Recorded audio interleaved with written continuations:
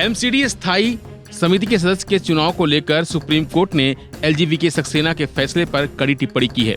Supreme court ने जल्दबाजी में लिए गए फैसले पर सवाल उठाते हुए चेतावनी भी दी। सुप्रीम कोर्ट ने एलजी से कहा कि अगर वह इस तरह एमसीडी एक्ट के तहत कार्यकारी शक्तियों का इस्तेमाल करना शुरू करेंगे तो इससे लोकतंत्र खतरे में पड़ जाएगा। इसी के साथ शीर्ष अदालत ने चेतावनी देते हुए कहा कि अगर आप एमसीडी स्थायी समिति के अध्यक्ष के लिए चुनाव आयोजित कराते हैं तो हम इसे गंभीरता से लेंगे।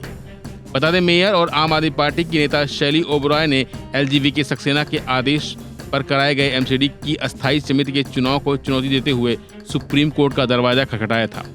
सुप्रीम कोर्ट ने इस मामले पर सुनवाई करते हुए एलजी ऑफिस से जवाब मांगा है। इसके साथ ही कोर्ट ने कहा कि शुरुआत में वह इस याचिका पर विचार करना नहीं चाहते थे, लेकिन उपराज्यपाल वीके सक्सेना के फैसले के कारण उन्हें नोटिस जारी करना पड़ा।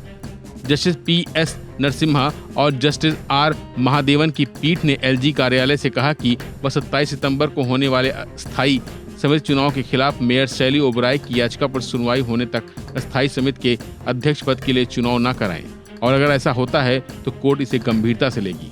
दरअसल सियासी उठापटक के बीच शुक्रवार को एमसीडी स्थायी समिति के एक सदस्य का चुनाव हुआ।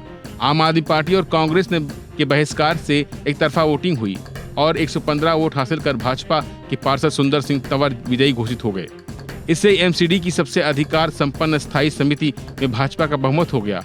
अब 18 सदस्यीय समिति में भाजपा के 10 और आप के 8 सदस्य हैं। इससे अस्थायी समिति के अध्यक्ष पद पर भाजपा का दावा मजबूत हो गया है। वहीं दूसरी तरफ इस चुनाव को असंवैधानिक घोषित करते हुए एलजी के खिलाफ आम आदमी पार्टी ने सुप्रीम कोर्ट का दरवाजा खटखटाया था, जिसके बाद इस केस की सुनवाई करते हुए कोर्ट ने एलजी को चेतावनी दी है। अब आपको बताते हैं कि आखिर पूरा मामला क्या है। दरअसल गुरुवार देर रात चुनाव कराने में नाकाम रही एमसीडी ने उपराज्यपाल के दिशा निर्देश पर शुक्रवार को दोबारा सदन की बैठक बुलाई, लेकिन मेयर शैली ओबराय, डिप्टी मेयर आले इकबाल व वरिष्ठ पार्षद मुकेश गोयल ने अध्यक्षता करने से मना कर दिया। इसके बाद एमसीडी आयुक्त ने चुनाव कराने के लिए अतिरिक्त आयुक्त जितेंद्र को पीठासीन अधिकारी नियुक्त किया गया। करीब 1 बजे अतिरिक्त आयुक्त सदन की बैठक में बतौर पीठासीन अधिकारी पहुंचे और चुनाव कराया।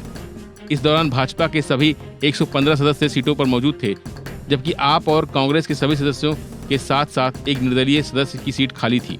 इसके बावजूद पीठासीन अधिकारी ने चुनाव की प्रक्रिया शुरू की, जिसमें भाजपा के पार्षद सुंदर सिंह तंवर विजयी घोषित हुए। और अब इसी चुनाव के बाद सुप्रीम कोर्ट ने दिल्ली के लेफ्टिनेंट गवर्नर के खिलाफ सख्त रुख अपनाते हुए उन्हें फटकार लगाई है। फिलहाल के लिए बस इतना ही। बाकी अपडेट के लिए बने रहिए वन इंडिया हिंदी के साथ।